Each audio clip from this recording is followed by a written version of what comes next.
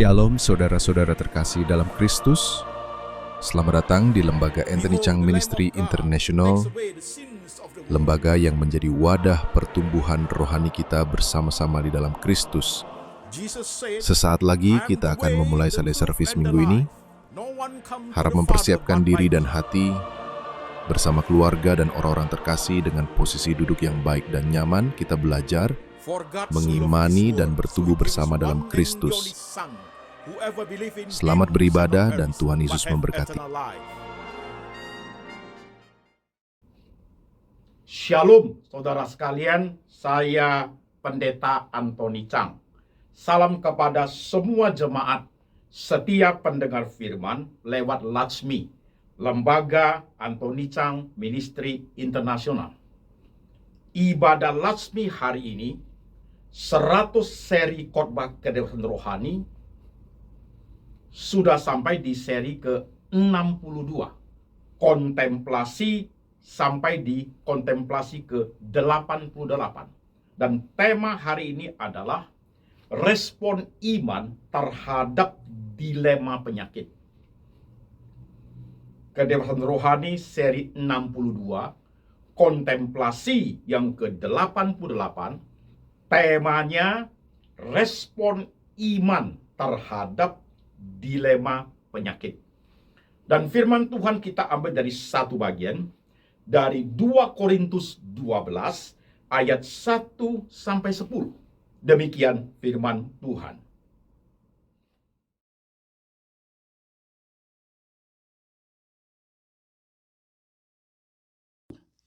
Aku harus bermegah, sekalipun memang hal itu tidak ada faedahnya. Namun demikian, aku hendak memberitakan penglihatan-penglihatan dan penyataan-penyataan yang kuterima dari Tuhan. Aku tahu tentang seorang Kristen 14 tahun yang lampau. Entah di dalam tubuh, aku tidak tahu. Entah di luar tubuh, aku tidak tahu. Allah yang mengetahuinya. Orang itu tiba-tiba diangkat ke tingkat yang ketiga dari surga. Aku juga tahu tentang orang itu. Entah di dalam tubuh, entah di luar tubuh.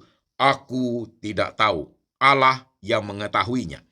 Ia tiba-tiba diangkat ke Firdaus dan ia mendengar kata-kata yang tak terkatakan dan tidak boleh diucapkan manusia.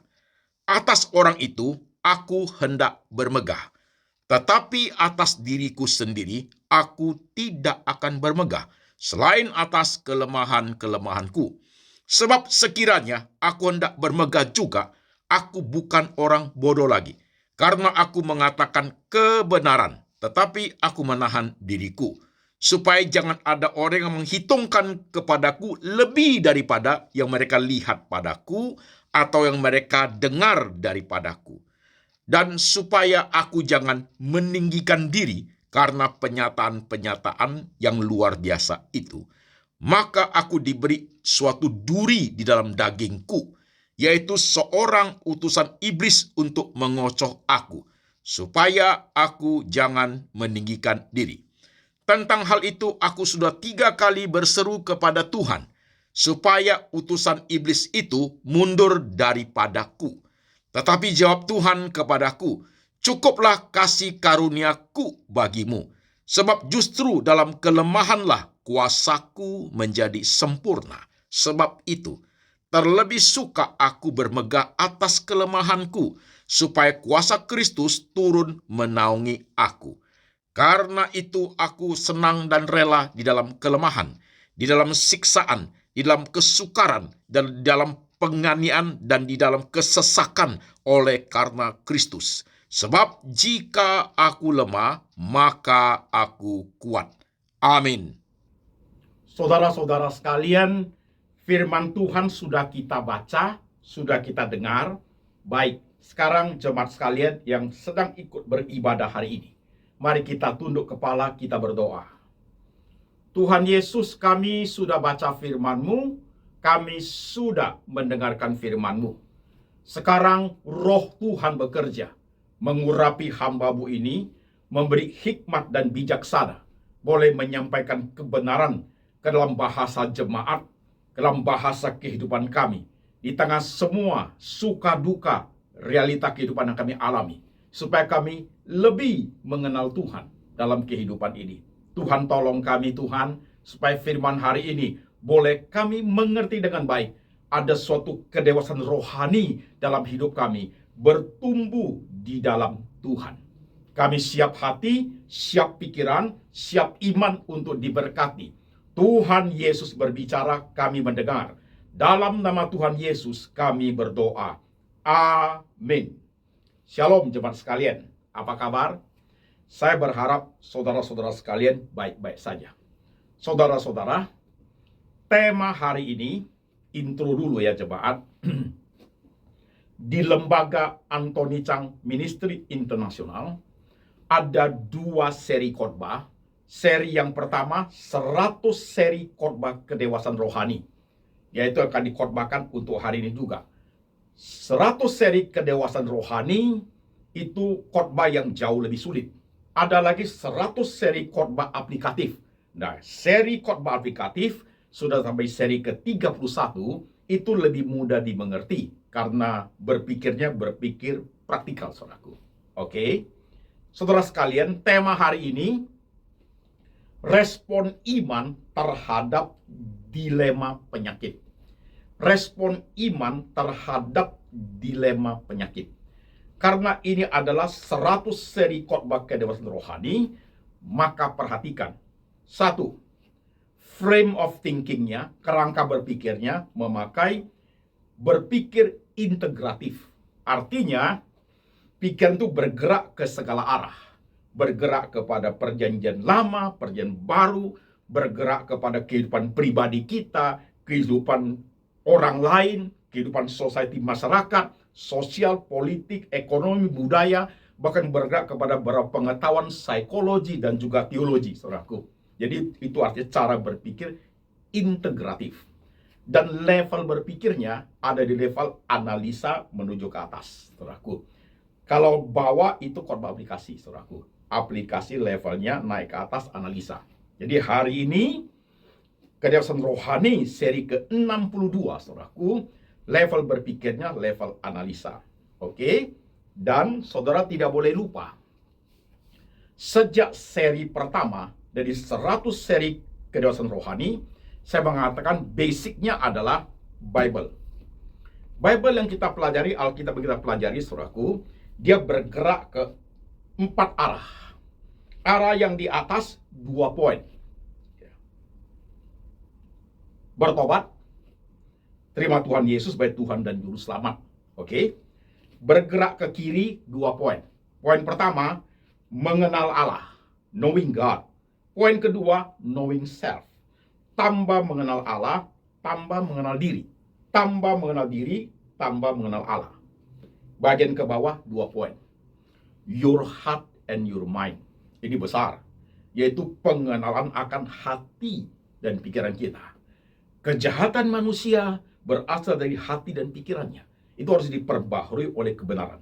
Dan yang sebelah kanan, saudaraku, 3 poin.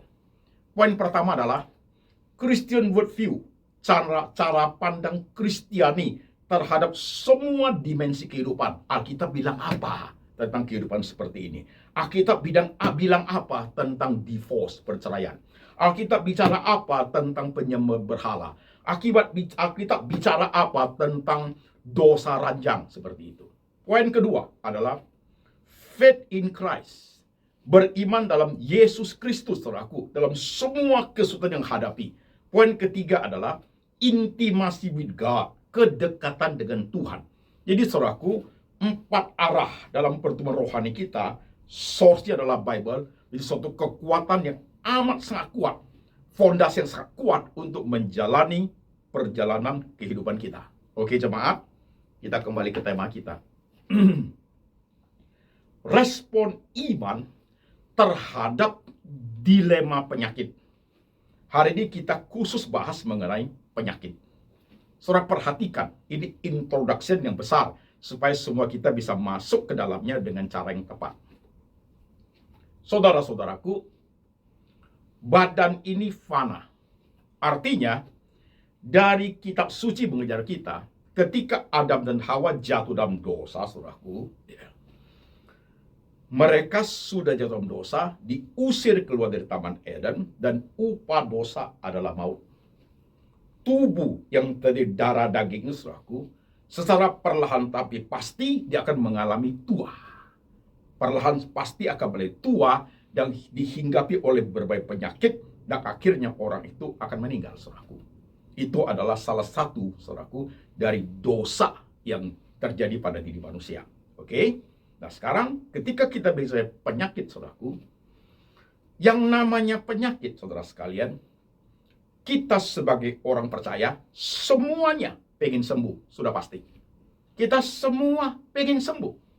Baik jemaat, diakan, majelis, orang rohani kayak apapun, ya, raja-raja di perjanjian lama, rasul, ya, nabi, rasul di perjanjian baru, saudaraku, waktu mereka sakit, mereka ingin sembuh. Itu sangat manusiawi.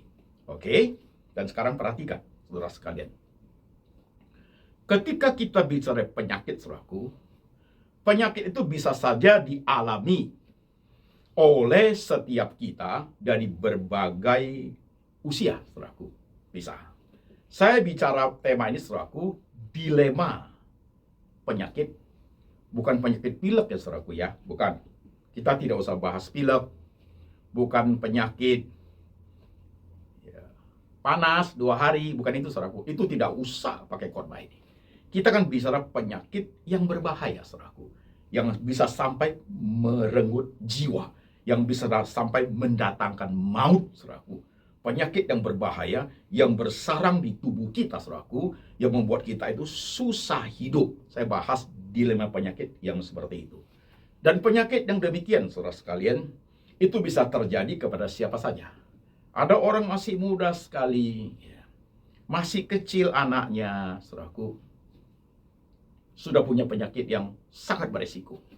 Masih ingat, saudara sekalian, anak yang lahir sejak dia buta sejak lahir. Ada begitu? Oke, ingat? Dan juga ada remaja, baru saat-saat remaja, baru SMP, saudaraku, sudah ada penyakit yang berbahaya dalam tubuhnya. Itu terjadi dalam kehidupan kita. Dan ada juga pemuda, baru SMA, kuliah, saudaraku, mengalami penyakit yang berbahaya.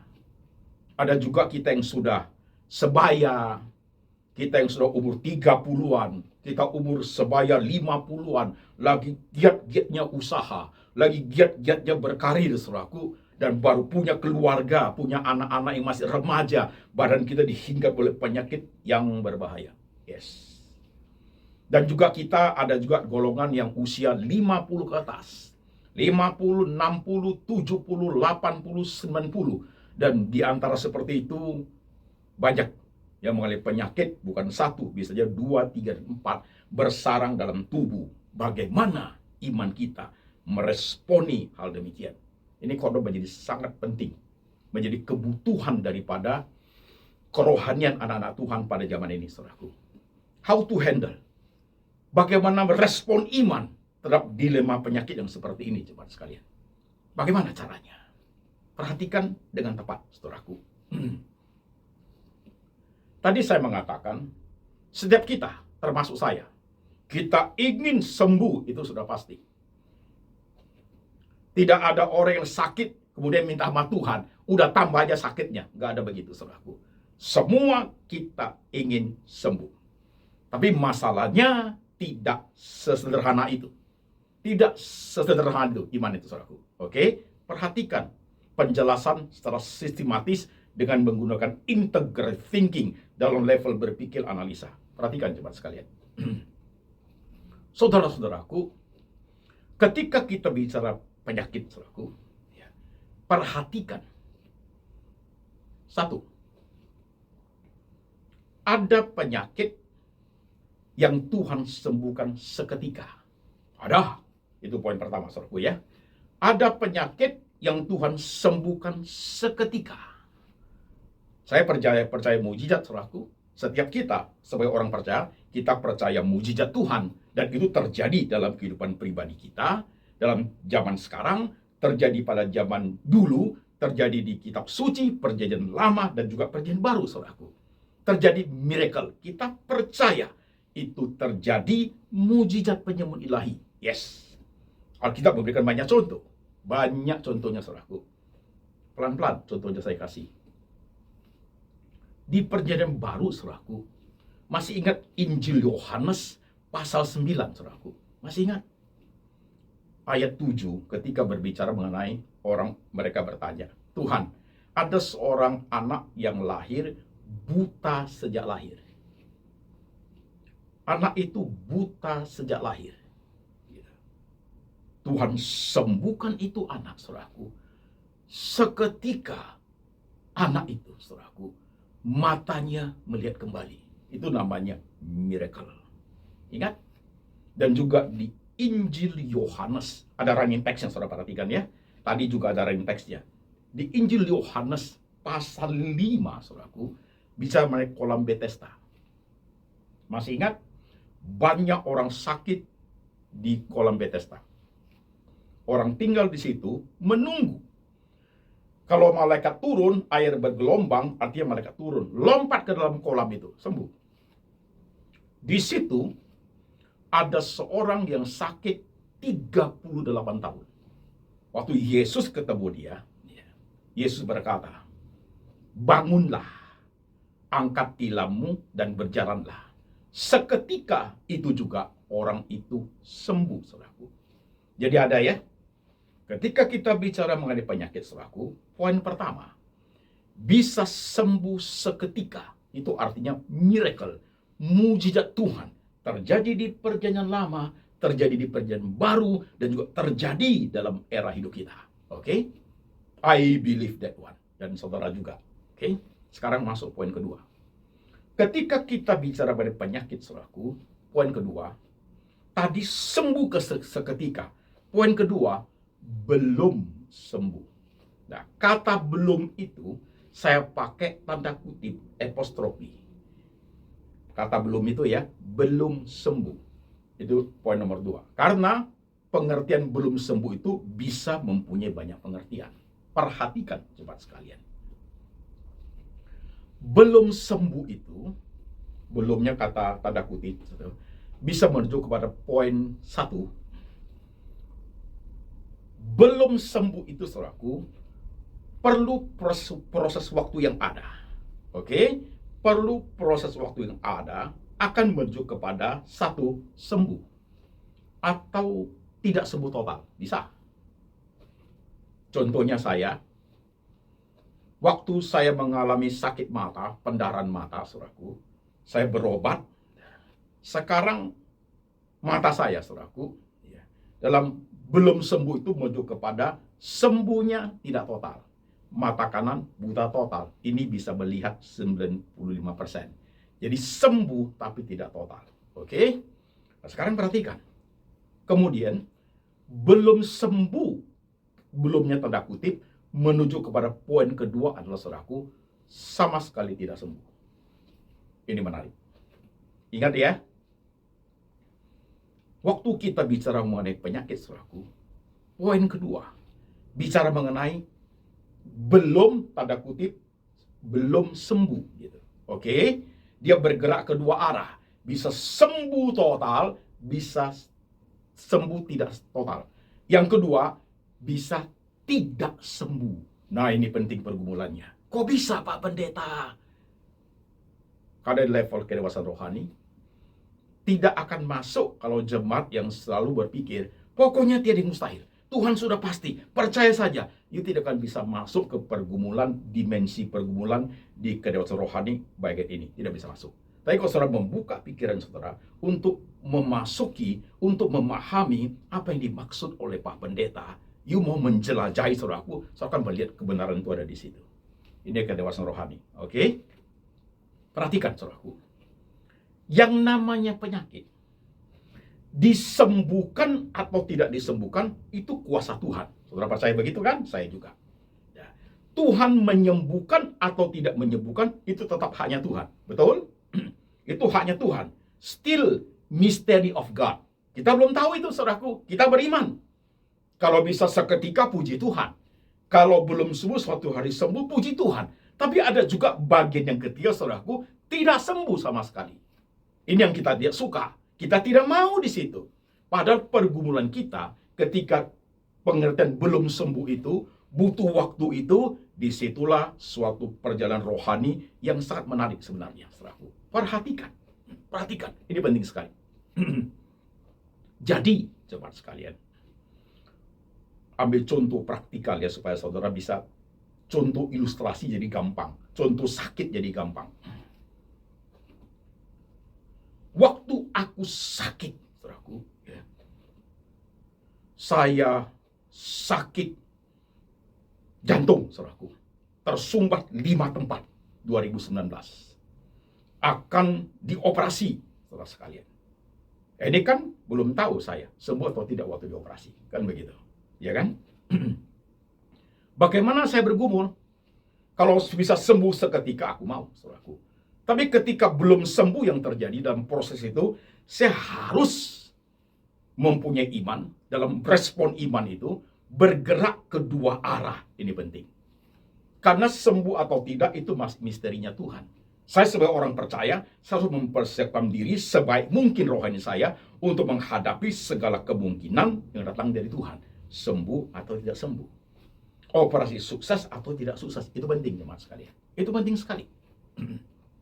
Jadi, waktu sedang perjalanan seperti itu, saudaraku, perjalanan rohani seperti itu, saya siap dua arah. Tuhan, kalau sembuh saya harus buat apa? Operasi jantung ini. Tuhan, kalau tidak sembuh saya harus buat apa? Itu menjadi penting. Maka saya persiapkan anak-anak saya, istri saya. Jika kalau saya mengalami dibius total, ternyata tidak bangun lagi, operasi gagal, anak istri saya sudah saya siapin. Gitu. Jadi itu suatu momentum, saudaraku, pergumulan iman. Ini menariknya hidup ini. Lanjut ya. Saudara perhatikan. Memang ini pergumulan rohani yang tidak mudah. Tidak mudah. Lanjut, perhatikan saudaraku. Waktu belum sembuh itu, kita itu berserah kepada Tuhan. Bukan pasrah. Kita berserah artinya sembuh atau tidak itu haknya Tuhan. Saudara boleh beriman. Imanmu sebesar biji salak juga oke.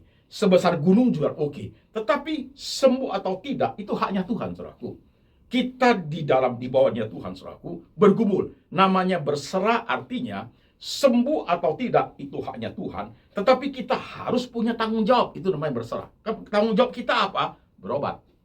Berobat, responnya sebaik mungkin untuk berobat. Penting, saudaraku. Nah ini kadang-kadang jemaat tidak ada di bagian itu. Ada bagian jemaat, pokoknya percaya saja. Tuhan Yesus ajaib, percaya saja. Obat-obat semua saya buang dalam nama Tuhan Yesus. Orang itu salah mengerti kebenaran, saudaraku. Masih ingat ketika Tuhan Yesus menyembuhkan orang yang buta? Tuhan itu mengambil tanah, campur ludah, ditempel ke mata orang itu, pergi basuh dirimu. Itu ada media loh, saudaraku. Ada tanah, ada ludah. Lewat perantara, saudaraku. Apakah harus selalu pakai tanah? Tuhan bisa pakai dokter untuk sembuhkan kita. Tuhan bisa pakai obat untuk sembuhkan kita. Jadi jangan berpikir sepintas. Pokoknya nama Yesus, gak usah apa-apa.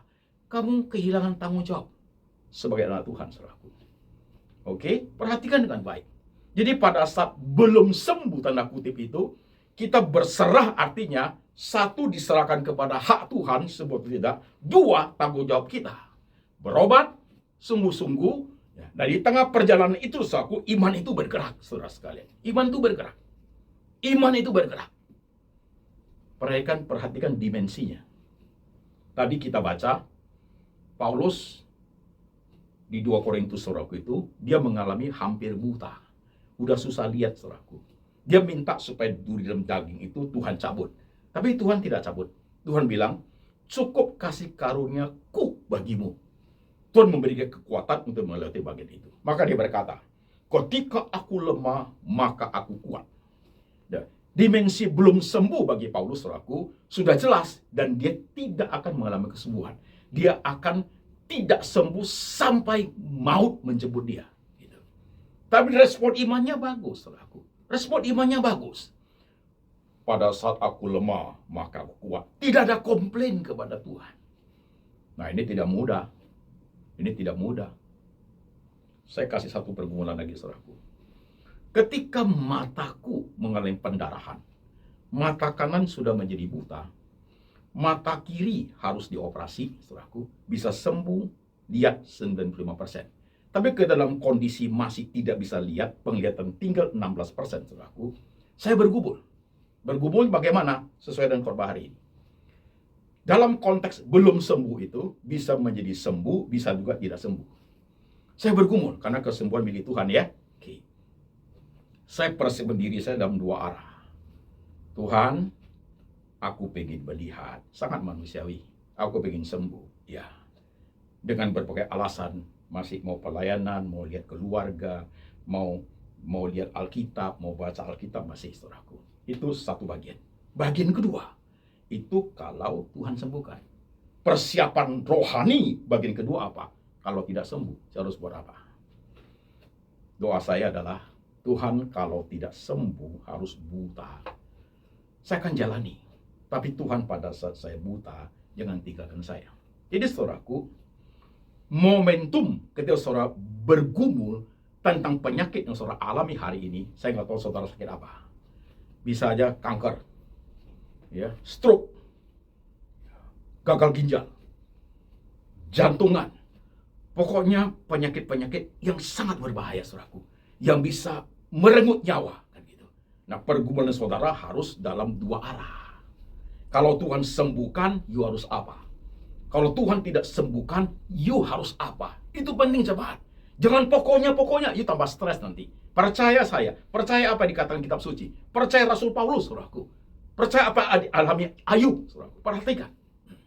Jadi ketika saya mengalami mata seperti itu, saya persiapkan diri saya dalam dua arah. Kalau bisa melihat sembuh, saya harus apa? Kalau tidak melihat, saya harus apa? Nah, pergumulan untuk masuk ke area kalau tidak melihat, itu momentumnya berat. Sekarang lihat penyakit saudara sendiri ya. Kalau berpikir, beriman, aku pasti sembuh. Semua orang gampang, saudaraku. Tapi ketika dipersiapkan poin kedua, kalau saya tidak sembuh bagaimana? Oh, berat. Saudara akan keluarkan banyak alasan. Aku masih muda, istriku masih muda, suamiku masih muda, anak-anak saya masih kecil. Itu pasti bicaranya, saudaraku. Ya. Aku baru umur 30, aku baru umur 50, ya. Aku baru kuliah, itu seperti itu. Aku masih pengen hidup. Itu tanpa disadari, saudaraku, ya. Bergumul ke arah kalau tidak sembuh, itu air mata, pergumulan, ada ketakutan. Apalagi penyakit sesudah kelihatan mau membawa maut, saudaraku, takut mati, takut ditinggalkan, takut sendirian, takut semua yang kamu dapat selama ini you akan tinggalkan ke dunia yang lain, saudaraku. Itu dimensi pergumulan itu berat, saudaraku, berat. Inilah kerohanian itu. Jadi kalau disembuhkan, you mau apa? Orang bergumul bagian itu. Tapi masuk ke area yang kedua, kalau Tuhan tidak sembuhkan, you harus apa? Itu dalam pikiran kita menerawang banyak hal. Banyak sekali, saudaraku. Termasuk ginjal saya yang fungsinya 37%. Sebentar lagi, satu step lagi saya bisa cuci darah. Pergumulannya kayak apa? Tuhan sembuhkan saya, mau saya. Kalau Tuhan tidak sembuhkan saya, penyakit itu bersarang di tubuh saya, suatu hari komplikasi akut, saya pulang surga. Jadi saya harus bagaimana? Wah, itu menerawang, saudaraku. Perjalanan iman itu sampai ke bagian seperti itu. Karena sembuh atau tidak, still mystery of God. Bagaimana respon iman saya positif kayak apa? Bagaimana kalau tidak sembuh? Pasti sakit. Pasti sakit. Ginjal itu kalau sudah tidak berfungsi, cuci darah. Pikiran bergerak ke banyak arah. Dan waktu pikiran bergerak ke bagian arah seperti itu, saudaraku, saudara harus tahu betul, Tuhan adalah Allah yang Maha Tahu. Begitu. Kalau saya sakit begini, Tuhan saya akan seperti ini, akan seperti ini. Maka disebut berserah itu, tanggung jawab ada. Pergi ke dokter. Saya pergi berobat, saudaraku. Pergi berobat. Jaga tubuh, jaga makan, saudaraku. Jaga makan dengan baik. Itu tanggung jawab saya sebagai anak Tuhan. Tanggung jawab sebagai pendeta. Saudara garis bawahi kalimat saya. Jangan kalah dengan penyakitmu. Jangan sampai penyakitmu membawa sinar matamu tidak terang lagi. Jangan karena penyakitmu membuat kamu patah arang. Jangan karena penyakitmu membawa kamu itu melihat negatif kepada Tuhan. Jangan karena penyakitmu yang gimana bahayanya pun membawa kamu sudah tidak ada gairah hidup. Kalau itu sudah selesai, saudaraku. Justru pergumulan dimensi seperti itu, saudara sekalian, sekalipun tidak sembuh, sekalipun harus berjuang, sekalipun harus berobat, saudaraku, iman itu bergerak luar biasa. Jadi respon iman itu hidup, saudaraku. Sinar matamu kuat, gairah hidupmu kuat sekalipun badan lemah. Pelayananmu tetap menggebu-gebu, suaramu tetap mempengaruhi orang, cara hidupmu bahkan orang tidak tahu kamu sakit. Itu namanya kamu menang atas penyakitmu sekalipun tidak sembuh. Ya, ini pergumulan rohani, kedewasaan rohani ada di situ, saudaraku. Tapi banyak anak Tuhan tidak begitu. Termasuk hamba Tuhan juga begitu. Ketika mengalami penyakit yang tahunan dan kecenderungannya sudah tidak akan sembuh, saudaraku, akan hidup dalam tubuh ini sampai mati. Salah satu cara Tuhan membawa orang itu pulang ke surga, saudaraku. Kalau respon imannya bagus, good. Tapi banyak tidak bisa terima. Di tengah penantian kesembuhan yang lama, bukan sembuh, malah tambah lama tambah mengkhawatirkan. Penyakitnya tambah berbahaya. Semua runtuh. Iman runtuh. Konsistensi hidup runtuh, saudaraku. Pertahanan rohani habis. Karena kenapa? Tidak punya kemampuan rohani yang kuat untuk melihat bagian itu sebagai karya Tuhan, saudaraku. Wah, menarik ini. Jadi saudara sekalian, baik disembuhkan seketika atau belum disembuhkan tanda kutip, saudara sekalian, itu membawa suatu perjalanan rohani yang sangat menarik, saudaraku. Paulus alami itu. Ayub alami itu. Bahkan Ayub berkata loh, waktu dia badannya hancur penuh borok semua, dia bisa berkata begini, aku lahir dari ibuku, kandungan ibuku tidak bawa apa-apa.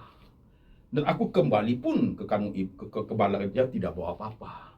Tuhan yang memberi, Tuhan yang mengambil. Terpujilah nama Tuhan. Semua adalah masih tetap dalam kedaulatan Tuhan, saudaraku. Tidak mudah sih masuk ke dimensi pergumulan kerohanian seperti dalam hal penyakit. Dilema penyakit tidak mudah. Nah, hari ini, saudara sekalian, saya tidak tahu jemaat yang dengar khotbah hari ini bagaimana hidupmu. Kalau engkau usia sudah senja, saudaraku, pasti banyak sakit. Saudara yang mungkin sakitnya parah sekali, sudah berobat ke dokter, ke sini, kemari, bahkan you sudah sama imanmu sudah runtuh. Doa pun mulutmu sudah hambar. Secara pendeta ini itu sudah buhat, mengharapkan mujizat tidak ada. You rasa aja sama Tuhan itu, kok begini terhadap saya. Yuh, mulai hitung untung rugi sama Tuhan. Saya kan begini Tuhan, saya kan begini. Saya memberikan persembahan seperti semua seabrek-abrek tanda kutip jasa kita ditawarkan ke Tuhan. Saya sudah begini, kenapa tidak sembuhkan saya? Itu rohani menjadi sangat dangkal. Hanya karena penyakit, saudaraku. Nah, rohani tidak boleh seperti itu. Lihat contoh Paulus hebat. Lihat contoh Ayub luar biasa. Tuhan memberi, Tuhan yang mengambil. Tuhan memberi dia hidup. Tuhan memberi dia harta, Tuhan memberi dia anak, Tuhan memberi dia tubuh kesehatan. Suatu hari, Tuhan juga yang akan mengambil semua, termasuk hidup dia, saudaraku. Bahkan dia ujungnya mengatakan, terpujilah nama Tuhan. Ini loh rohani itu, saudaraku. Ini loh yang disebut kedewasaan rohani itu. Sebentar berhenti, itu sakit apa? Cuci darah, kanker prostat, kanker rahim, kanker payudara, sakit yang sangat berbahaya. Jantung you bocor,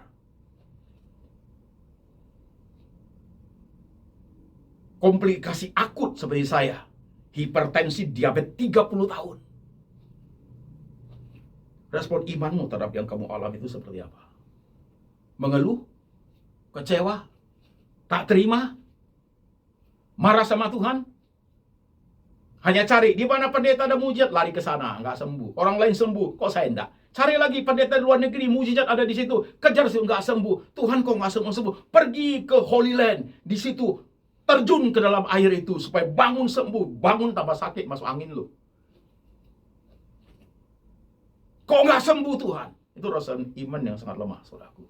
Sangat lemah. Perhatikan dengan baik.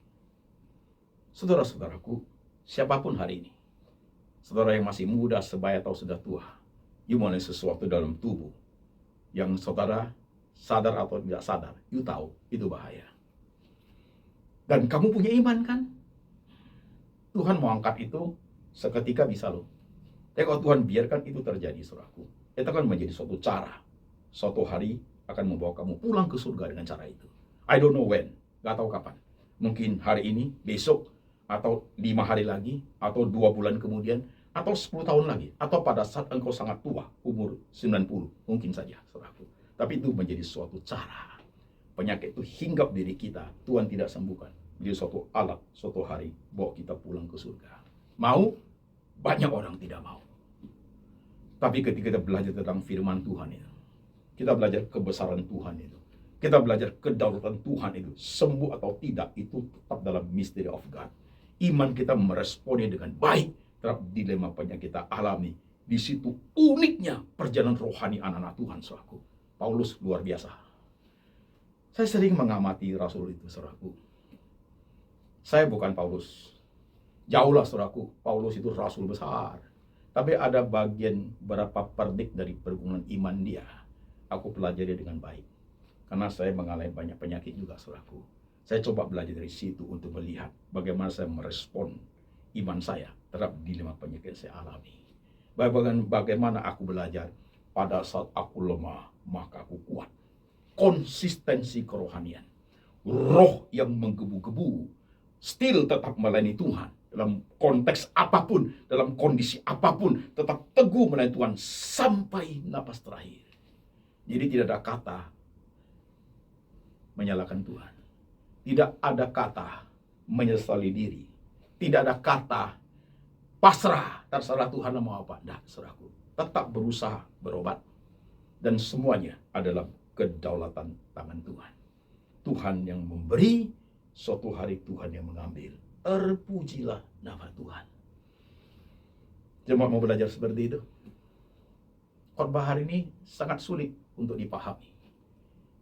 Tidak mudah untuk saudara yang hanya mau mujizat-mujizat saja.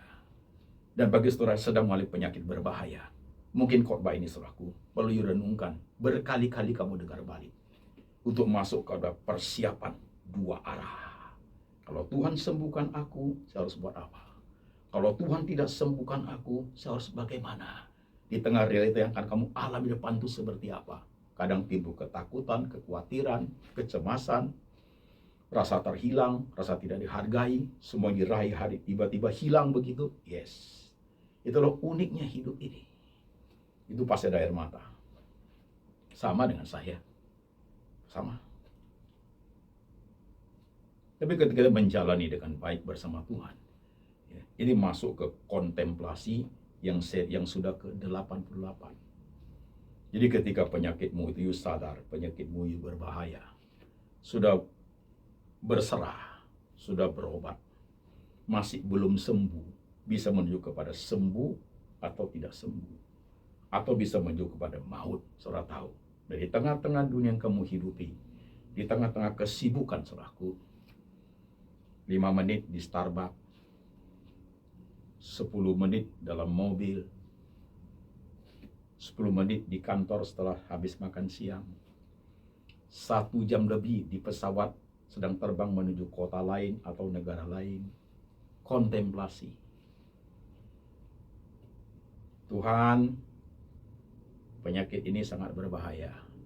Saya sudah berobat, saya sudah menjaga diri baik-baik, saya sudah jaga makanan dengan ketat, Tuhan, supaya bisa bertahan. Tuhan, aku berserah kepadamu. Sekalipun dalam keadaan begini, aku tidak akan menyerah kepada penyakit. Aku tidak akan takut kepada penyakit. Aku akan fight, bukan untuk saya sembuh. Saya fight untuk apa? Untuk teruskan hidup sesuai panggilan saya menjadi pendeta. Tetap akan pergi berkhotbah. Tetap akan berkobar-kobar Tuhan. Sekalipun badan ini tambah lama, tambah digerogoti oleh penyakit, tetap akan berkobar sampai harinya tiba Tuhan. Sakit iya, tidak sembuh iya. Yang hanya sembuh setengah ada dalam diri saya. Yang sembuh total miracle saya alami. Waktu depresi itu, saya alami. Yang sembuh setengah mata buta, satu bisa lihat, saya alami. Yang sekarang masih belum tahu seperti apa ginjal, saya alami. Tapi semangat itu tidak pernah pudar. Kesetiaan itu tidak pernah hilang. Berkobar-kobar itu tidak pernah redup. Sinar mata itu, cara hidup itu, melayani anak, istri, keluarga, melayani jemaat, tidak perlu menjadi lesu dan matanya tidak bergairah. Dan tidak ada kata untuk menyalahkan Tuhan. Lo kok begini sama saya? Tidak ada. Itu tidak ada di kampus saya, saudaraku. Karena saya belajar untuk bertumbuh rohani itu bersama dengan Tuhan. Saya belajar knowing God, knowing self. Saya belajar knowing my heart, knowing my mind. Saya belajar Christian worldview. Saya belajar beriman dalam Kristus. Saya belajar intim dengan Tuhan, saudaraku. Dan paling atas aku tahu, aku sudah dibayar lunas. Saya adalah warga negara sorgawi. Saya dipanggil menjadi pendeta di mana zaman saya hidup, saudaraku. Dan saya juga tahu suatu hari Tuhan akan membawa saya pulang. Oke? Sekarang lihat diri masing-masing, saudaraku. Dengarkan 3 kali, 4 kali khotbah ini. Kalau dalam tubuhmu, you usia 60, 70, 40, bahkan 20 sekalipun, ada penyakit yang sudah berbahaya, secara sementara you berobat dengan hebat sekali, silakan dan harus. Yang kedua, kalau kamu sakit hati sama Tuhan, dengar khotbah ini baik-baik. Tapi kalau kamu bingung, saya harus bagaimana Pak Pendeta bergumulnya, dengar khotbah ini. Akan membawa kamu pada pergumulan yang makin hari makin dalam, lewat segala dimensi penyakitmu, lewat keluh kesahmu, lewat rasa takutmu, lewat tubuhmu yang makin lama makin lemah, lewat badanmu yang terasa sudah menjadi rusak, badan sudah menjadi tua Pak Pendeta. Di situ kamu menemukan Tuhan yang sejati. Yes.